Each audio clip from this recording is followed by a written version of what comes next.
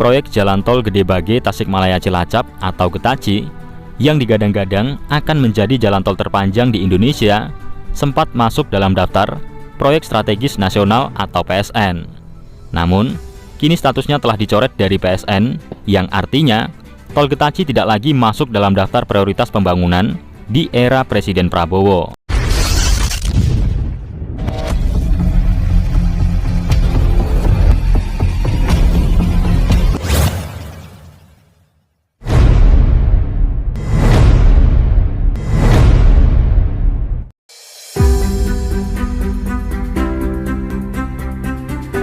Assalamualaikum warahmatullahi wabarakatuh.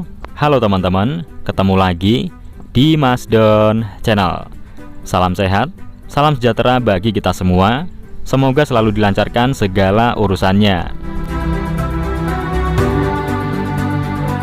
Pada kesempatan kali ini, saya kembali mengajak Sobat Mas Don Channel semua membahas proyek Jalan Tol Getaci yang dicoret dari daftar PSN. Melalui Peraturan Presiden atau Perpres nomor 12 tahun 2025 tentang Rencana Pembangunan Jangka Menengah Nasional atau RPJMN tahun 2025 hingga tahun 2029, Presiden Prabowo Subianto telah menetapkan sebanyak 77 proyek strategis nasional atau PSN yang menjadi fokus pembangunan selama masa jabatannya.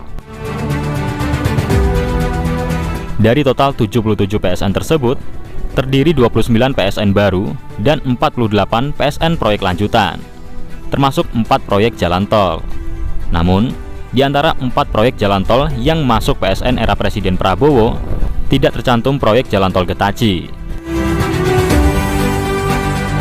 Proyek jalan tol yang digadang-gadang akan menjadi tol terpanjang di Indonesia dengan total panjang 206 km, sebelumnya telah masuk dalam Peraturan Presiden atau Perpres nomor 109 tahun 2020 tentang percepatan pelaksanaan proyek strategis nasional di era Presiden Jokowi.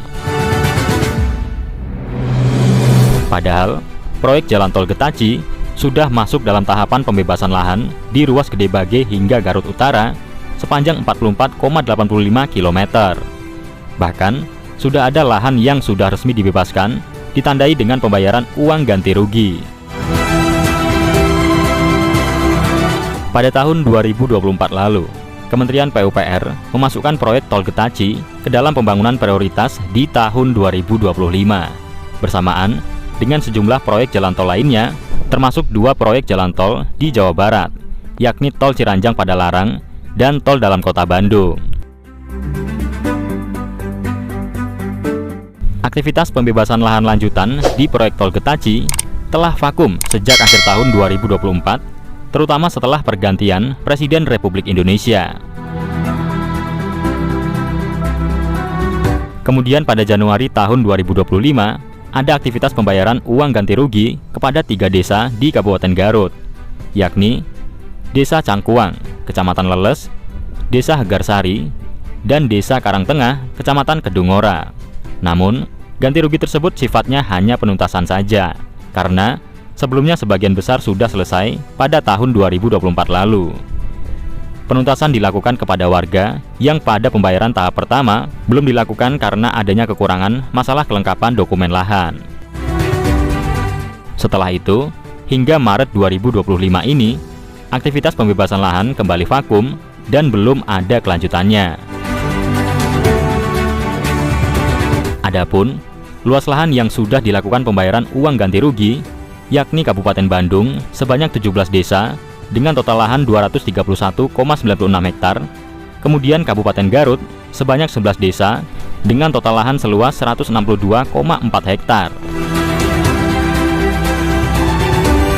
Dengan demikian, luas lahan yang telah dibebaskan adalah lahan yang sudah menerima pembayaran uang ganti rugi, ditambah luas lahan di Kota Bandung yang merupakan aset Pemkot Bandung yang sudah diserahkan.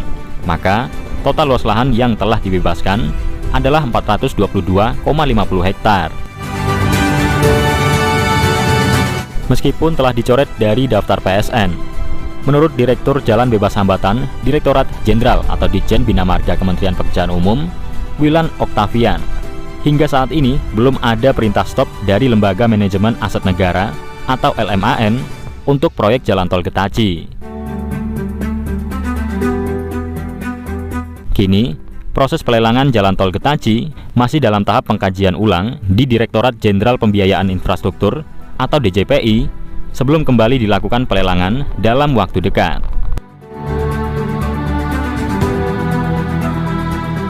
Proyek jalan tol Getaji direncanakan menghubungkan dua provinsi, yakni Jawa Barat dengan Jawa Tengah sepanjang 206,65 km.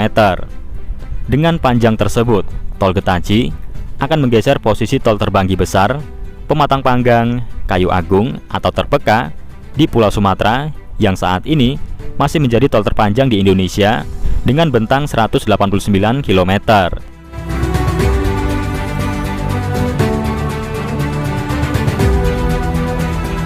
Meskipun saat ini proyek jalan tol Getaji telah dicoret dari daftar PSN, namun keputusan masih dapat berubah berdasarkan evaluasi lanjutan ke depannya.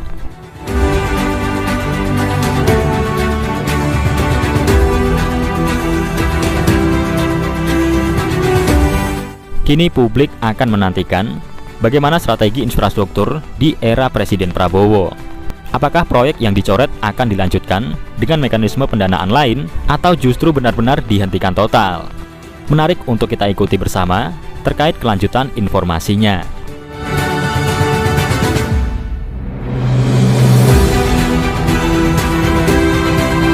Semoga seluruh pembangunan yang sedang berlangsung dapat berjalan dengan lancar tanpa adanya kendala dan mampu mendatangkan banyak manfaat demi kesejahteraan seluruh lapisan masyarakat.